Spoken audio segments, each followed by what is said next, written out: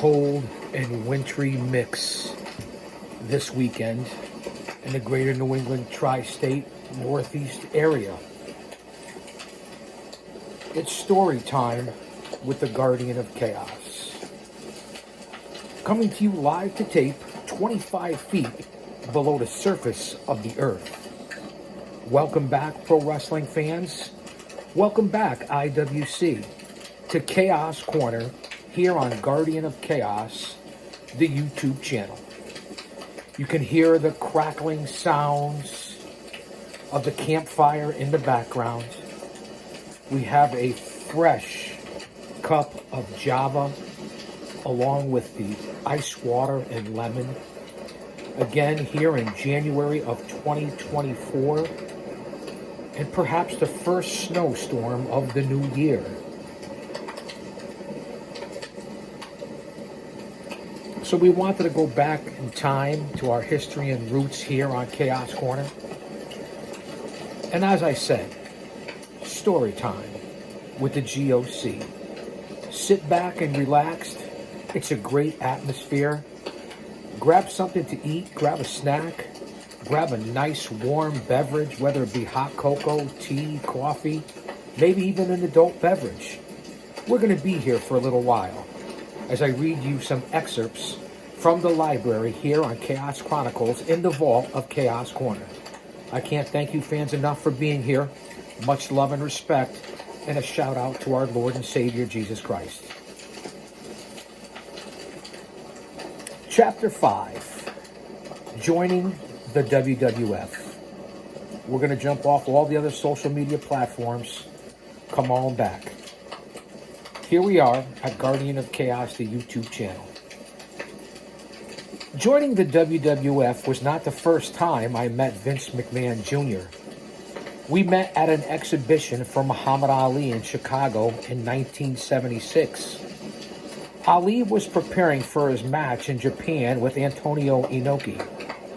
I walked in with Al DeRusha and Nick Bockwinkel. We introduced ourselves. Vince looked up and nodded. A very cold reception. Vince always wore those wild-colored outfits. I told Linda, obviously his wife, that if they put a light in the closet, that wouldn't help. She just shrugged and said, he likes colors. Every year, Vince had a tailor come down from Rhode Island to make his suits. The tailor matched the lining, the shirt, the tie, and everything. Vince kept his suits in his big cedar closet at his home. He would wear the suits in the winter, but when spring came, he would give them all away. Every season, a new wardrobe. I guess if I ever see a bum lying in the alley wearing an orange suit, I'll know where he got it from. How apropos. I never had a conversation with Vince until that day I called him from Denver to come into the WWF. When you first meet Vince, the honeymoon starts, but it's over real quick. You could always talk to Vince. He always had time to listen to me and gave me some good advice. He said, remember this, 2 people can solve any problem unless one's an asshole. And that holds true here in this very day of 2024. At the Garden that night, I met Vince for the first time since the Inoki-Ali fight. But I had made the mistake of having a cigar. Vince barked, put that out. He hated smoking.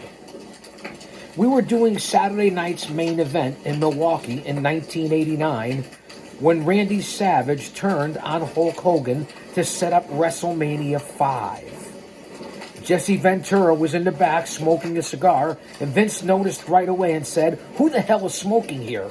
Put that out. That was Vince's only pet peeve. The only time I saw him get mad was when someone smoked. Jesse put his cigar out in the announcer's dressing room. Later on, I saw the cigar in an ashtray. I picked it up, but wasn't sure what I was going to do with it. Later, I was in Vince's dressing room talking to him.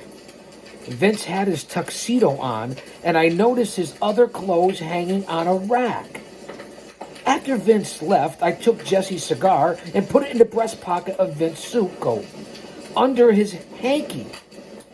I never found out what happened, but I'm sure Jesse got blamed for it. Vince always wanted to be a worker. He was 14 or 15 when he started hanging out with Dr. Jerry Graham. Jerry had a Cadillac and would drive down Broadway in New York with the top down. There was Vince wearing a red ruffled shirt and bleached blonde hair. When his old man found out about it, he went nuts. My first appearance in the WWF was in Madison Square Garden in New York. I walked to the ring, got on the microphone, and I said I was looking for new talent. It was funny. I walked into the garden that night and everybody knew me. This was before the business went national, but those fans bought the wrestling magazines. Some promoters like Vern Gagne never understood the value of those magazines. I told them that if fans are going to pay $3 for a lousy seat to see some wrestlers, they'd pay 50 cents for a magazine with every wrestler in it. I was originally supposed to manage Jesse Ventura in the WWF. Vince asked me if I'd mind, and I agreed because we always got along. When I got to New York, Vince told me that Jesse had some circulation problems in his legs, and he couldn't be there. He asked me if I wanted to work with John Studd. Again, I agreed. I just wanted to be there. I would have managed Donald Duck, and in fact, I think I have. The following Sunday, the WWF had a show at the Met Center in Bloomington, Minnesota. I wore a mask to the building that night and came in the back way. I put a rock in my shoe so I could change my walk. Well, I think it was distinctive because I'm bow-legged. I even changed luggage. No one knew who I was. I walked past fans and followed the AWA and into the dressing room where I saw Roddy Piper. I shoved him. He turned around like he was going to hit me. I took the mask off to reveal who I was. Studd got in the ring and said he had a new manager. I walked out and the weasel chant started up like I was never gone. John was a real nice, quiet man. He loved his family and always wanted to be home. He always wanted to do the right thing. I would get annoyed with people on the plane bugging me when I was trying to sleep. He would say, "Be nice," and would go sign the autograph.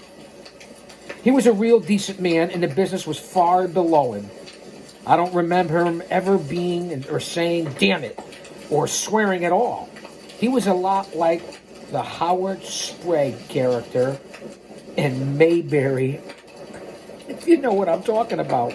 RFD, no less. John and I were in Pittsburgh working the show. Sometimes you'd get a ring announcer who wasn't with the company. Some old guy who didn't like wrestling and didn't want to be there, but he loved the $50 and the night out from Maude, if you remember that old TV show. The announcer got in the ring and grabbed the microphone that hung from the ceiling. You guys remember the days. He announced Studd, but didn't announce me. He walked out of the ring and I grabbed the microphone. I was ready to announce myself. The guy controlling the microphone obviously didn't want me to have it. So he pulled it up as I was introducing myself. We started this tug of war. I grabbed the microphone with both hands and pulled it hard. The wire broke. And the microphone hit me in the face, bloodied my nose, and knocked me on my ass. Studd looked at me and asked, "What happened?" "You know I don't care if they ever know who I am," I said. "I want to get out of here. I just beat the hell out of myself with a microphone." I was glad to be working with old friends like Studd, Gene Okerlund, and Hulk Hogan. One night in New York City, Gene was out on a town with Hogan. If you know what I mean. Gene always liked to suck up to him. Hulkster would pay the bill and let him come back to the hotel in his stretch limo. Gene arrived at the hotel and immediately staggered upstairs to go to bed. About 4 a.m, Gene, with nothing on, got out of bed to relieve himself. He walked to the bathroom, opened it up, and shut it behind him. He immediately realized that he wasn't in the bathroom. He was in the hall of the 12th floor naked as the day he was born, except with a mustache. At first, Gene didn't know what to do. He walked over to the window, took the drapes down, and wrapped them around him. The elevator took him to the lobby with Gene covered in the window dressing. He told the desk clerk who he was and that he had stepped outside his room instead of going into the bathroom. The desk clerk laughed. Don't worry about that, Mr. Okerlund. Mickey Mantle stays here, and he usually brings a friend up to his room where she steals his watch. He chases her out of the room, the door shuts behind him, and he comes down here the same way, too. Later, I told Okerlund, Gene, you're a Hall of Famer.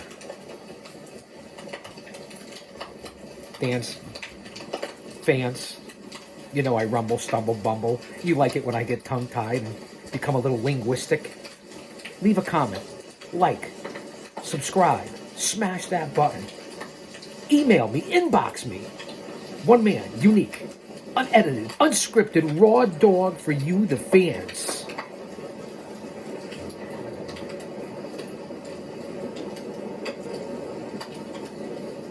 No super chats, no Patreon, no paywall, Zenmo, Venmo, PayPal, Zelle, whatever the fuck it is that you use. It's you and me, the G.O.C.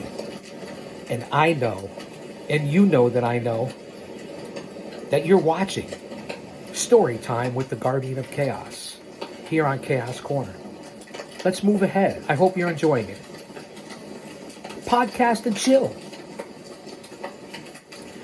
Hogan, on the other hand, is a legitimate Hall of Famer. I remember that night in 1979 when I was wrestling in Marietta, Georgia. You have to understand that the buildings weren't like the way they are now. We have 20,000 seat arenas with rails around the ring, police protection, and pyro. The Cobb County Civic Center held about 2,500 people, and on that night, there was only about 1,500 there. I was wrestling in a tag team match. It was the first time I met my partner for that night. He was 6'7" and weighed 310 pounds and had this enormous amount of hair on his body. On that night, he shaved all the hair off except for a big heart of hair in the middle of his chest. After the match, we jumped down to go back to the dressing room, and he was walking ahead of me. Some fan jumped out, and my partner stopped him in his tracks. He didn't know what to do because he was so green. He hadn't wrestled that much, let alone faced off with a fan. He was nervous. I said, let me ahead of you. So I went ahead, started walking. The mark jumps out in front of me. I grabbed the guy and threw him to the ground. And the Marietta police hauled him away. The golden era. My partner that night, Sterling Golden, went on to do something more in wrestling. He got rid of the boots and trunks and got new ring gear, this time yellow. I always kept my distance from Hogan because of our ongoing feud from the 80s in the AWA. Even when he turned heel in WCW, I didn't root for him because I wanted to protect the business. Kayfabe was still alive. The hottest angle I was involved in was Hogan versus Andre the Giant. I fought him in the AWA and the WWF for all those years. Why all of a sudden would I turn after 1 week if I didn't really like the guy? It didn't make sense. I talked about how I liked what he was doing, but I didn't like him. Hogan was the one who got me into the WWF, and I was the one who got him into the AWA. When I left Georgia in 1979 and returned to Minneapolis, I told Vern about this guy. I said, he's huge. He has a hell of a body, and people look at him in awe. He's a little green, but he can get better. Back then, I could tell that Hogan didn't care about wrestling. He cared about entertaining and making money. Hogan went from Atlanta to his first run in the WWF. Vince McMahon Sr. always gave guys Irish names like Bugsy McGraw, Blackjack Mulligan. He gave him the name Hulk Hogan. He was doing well in New York, that's for sure. One night, Sylvester Stallone was at one of his matches and saw him. He sent word back to the dressing room that he wanted Hogan to play Thunder Lips in Rocky III. When I came back from a tour of Japan, konnichiwa bitches, Vern brought in Hogan. He was hot from the beginning. They tried to make him a heel and gave him a manager named Johnny Valiant. who wasn't a very good one.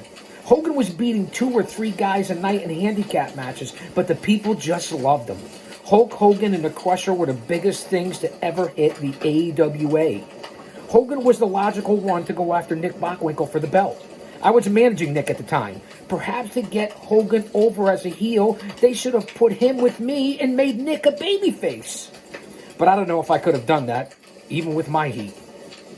The AWA was doing great business before Hogan, but after he showed up, they were selling out. We worked in St. Paul doing 150 to 200,000. But with Hogan versus Bockwinkel, they had to rent the building next door and put in closed-circuit TV. They did over $300K. He was phenomenal. I've never seen a character or wrestler like that. Andre was a phenomenon. But I wasn't with him every day when he was starting out as a babyface. I wasn't in a territory with him. I was with Hogan in Atlanta, Minneapolis, and New York, and I saw him become a superstar, a phenomenon like nothing before. I've heard the question, why didn't they give Hogan the AWA title many times? They were going to in St. Paul. It was Hogan's last match before he went over to work for Antonio Inoki in Japan and make some big money. Vern came into the locker room and told Hogan, you're going to beat Nick, and we're going to give you the belt. I want you to call Inoki and tell him I'm doing your booking since I own the champion. Vern thought Hogan was dumb enough to fall for it, but Hogan was smart, and he learned that he couldn't just get the belt. Vern would book him. His program with Inoki would be changed, and he would make less money. Hogan turned down the offer. Vern said, okay, then get disqualified. Disqualified. Thinking Hogan would change his mind because Vern was taking the belt away. He didn't. That was the whole deal. He didn't want to be controlled by Vern, and he would have been. He wanted to be free to go to Japan in the winter and make $100,000 a day. The Japanese treated him like a king. Arigato-san. What it all came down to is that he didn't need the AWA as much as the AWA needed him. Ain't that the truth? And that was the beginning of the end for Hulk Hogan in the AWA. I've been watching pro wrestling for 46 years, and I have never seen people react to anybody the way they did to Hulk Hogan. I've never seen anything like the control he had over them, the way he dressed like them, and the fans dressed like him, the way people cut their hair like him. People made themselves bald to look like him. The amount of merchandise this man sold was unreal. I saw people cry at ringside when Hulk was in trouble. I've seen kids look at him like an idol. Somebody they thought they'd never, ever get to see. I've never seen an athlete like that in my life. Sure, it's acting, but he's still an athlete. I say this to you guys all the time. A lot of people say he's not a good athlete. It's up for debate, but he's a very good one. He puts a lot of asses in the seats and in a lot of seats, and that's what really matters. And that's how I judge how good a guy he is. Vince decided to use Tiny Lister, who started with Hogan in his first movie, No Holds Barred, as Zeus. He was a big guy with this goofy eye, but Vince was going to make him into a wrestler, and Hogan had to work with him. The guy had never been in the ring in his life and had no idea what it was about. Vince pulled off a pay-per-view with Hogan walking Zeus through everything. He took a guy who was big, green, and couldn't see and got him through a whole program, doing interviews, and ended up with a pay-per-view match that made money. Despite what other people think, I say Hogan was a fairly good hand in the ring. Hulk Hogan's fame did create a lot of jealousy amongst other wrestlers. Hogan and Jesse Ventura never liked each other. Jesse was terribly jealous of Hogan, who always drew more money than him. Hogan knew Jesse didn't like him, and he would do things to piss Jesse off all the time. Ventura was never a threat to Hogan. Jesse had great ability to talk, but once that bell rang, he was the boa that came off. He couldn't take bumps. He wouldn't even have been a good job guy. Let that marinate. In the AWA, the promoters teamed him with Adrian Adonis, and Adrian wondered why he always got pinned instead of Jesse. It was because Adrian could do it better. Jesse had a good talk. and he dressed as odd as anyone, so he made himself amusing to the people. Jesse could draw you money, but nothing like Hogan. I don't know why Jesse left the WWF in 1990. It was probably something about Hogan, because that's why he left WCW. Jesse thought Hogan got him fired, and Hogan was glad Jesse was gone. Make no mistake about it. Jesse wouldn't put him over on TV. He would just sit there, rock in his chair, and not say anything about Hogan. Sometimes he would sound unprepared.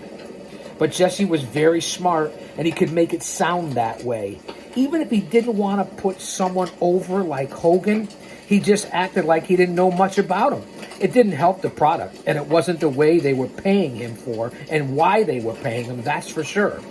They should have just put the two in a room and let them go at it, but Hogan would have come out on top. That's just my opinion. I remember when guys would get their booking sheets to see where they would be wrestling. At the height of its popularity in the 80s, the WWF was running 3 shows a night. The guys would be in Seattle one night, in Tampa the next night in Boston, and then in San Diego. They would crisscross the country. Guys didn't care about that. They looked to see if they were on the same card as Hogan. Or should I say, cards. Hogan, Paul Orndorff, and I were working the program. Business was on fire back then in the mid-'80s. We were at the Nassau Long Island Coliseum on a Saturday night. It was sold out with 20,000 fans. The main event was Hogan versus Orndorff, and they put us on third. A lot of promoters always put the main event on last. Vince always put the main event on third or fourth so we could have an intermission and announce a return match with a stipulation on the next card and sell tickets to that event. That's a good business model. That's how you make money. That was the golden era. When we got done there, we ran out of the building. The WWF took us in a limo to MacArthur Airport and put the 3 of us on a private Lear jet. The 3 of us got on the jet, Hogan in yellow, Orndorff in red, and me in my sequin suit. We looked like Liberace's backup group. We arrived at O'Hare in Chicago, which is an hour behind New York, at 10:30 for another sold-out show. The police from the Rosemont picked us up and drove us to the Rosemont Horizon. We drove down the ramp and quickly got out of the car. Blackjack Lanza, one of the agents, told us keep going straight on. Intermission is over. The 3 of us walked to the ring and did the same thing we had done 2 hours before, 1,000 miles away. This is what you get here at Chaos Corner, an insider's view with my over 50 years as a researcher, a scout, a historian, a producer, an agent, a mark, that's right, I said a mark. And of course, my over 3 decades as a pro wrestling manager in the ring with umpteen Hall of Famers who took the fucking bumps as well, came out 2 and 3 times a night. Let that sink in and marinate on what you get here on this channel. Let's get back to story time with the Guardian of Chaos. Here on Chaos Corner. Business was good because of Hogan and Vince. From what came from WrestleMania. From WrestleMania came a lot of memories, both good and bad. There was a big party after WrestleMania 1 at the Rainbow Room in Liberace. Was one of the celebrities who appeared on the show. He was sitting in a chair with his hand on a rail. I was on the other side of the rail with my wife talking to people. I leaned back and accidentally sat on Liberace's hand. Oh, excuse me, I said. Liberace looked at Cindy and said, nice tush. I never found out what he was talking to her, or me, or why he was talking to us, or if he was talking to us. I was in the hospital the morning of WrestleMania 2 in Tampa, Florida. I had a myogram done where they shot dye in my spine. In 1983, I broke my neck in Japan after this kid named Onita came off the top rope with a leg drop and dropped his leg on my face.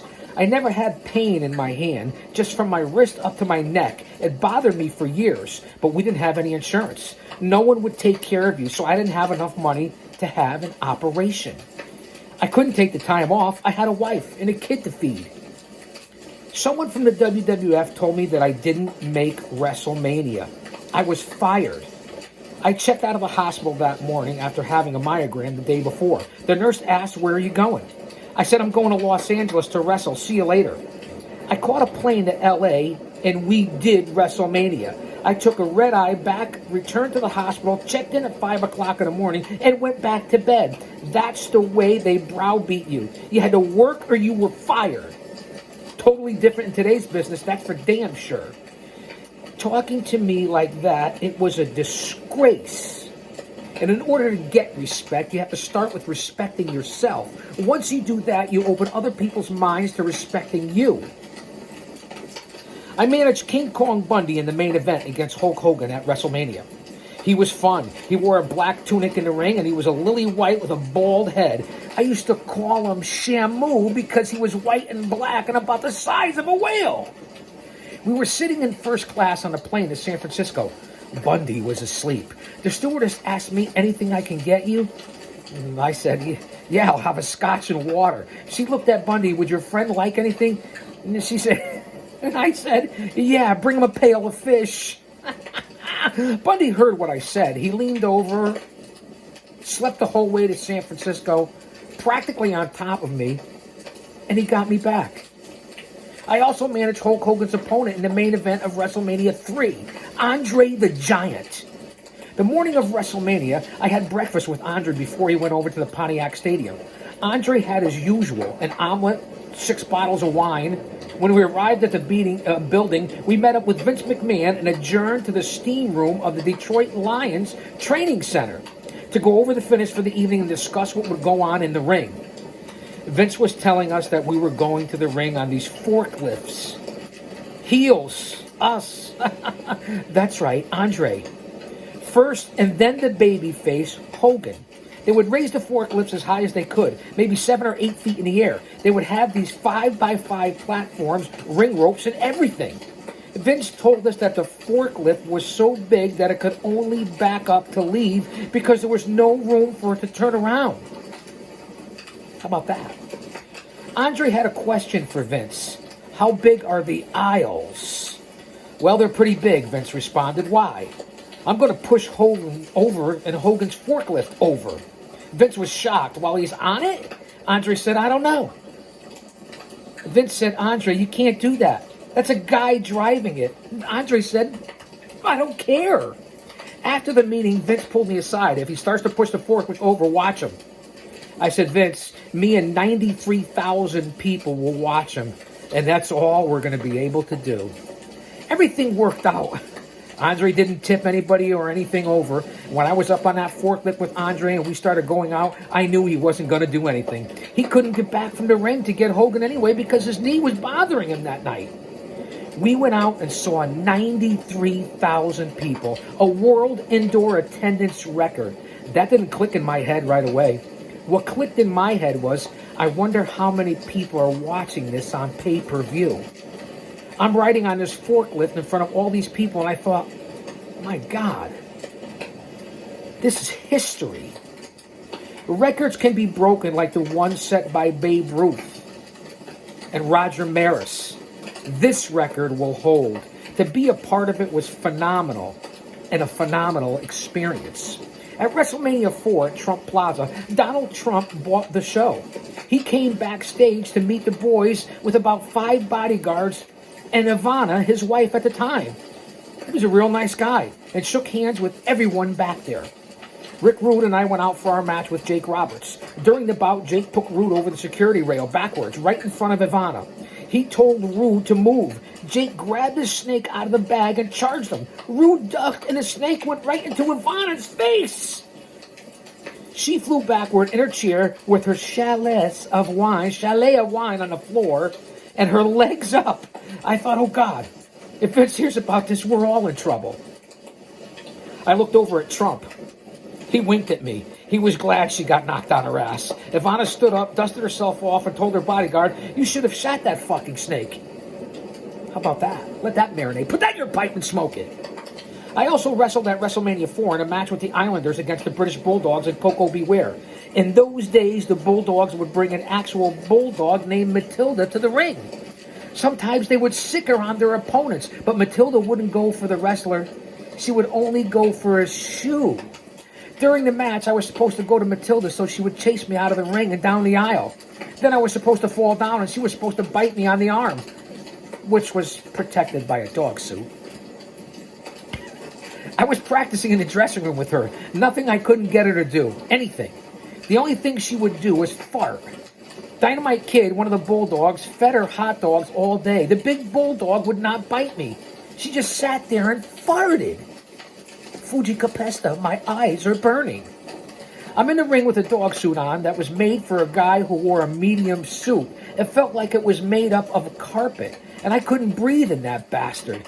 The end of the match came, and I took off out of the ring. Mind you, I was already blown up. I hadn't wrestled in 2 years, and it was a long way away from the ring to the dressing room. I saw Matilda coming behind me with Davey Boy Smith, but she was running fast. Davey was trying to force her to run because she wasn't running fast. I couldn't go anymore. I fell down the aisle. I told Davey to let her jump me right there. Matilda got on top of me and started sniffing the dog suit. Obviously, she smelled another dog on it because she began to hump me. She wouldn't bite me, just hump me. I thought, oh my God, it's come down to this now? All the way from the assassins to being a dog chew?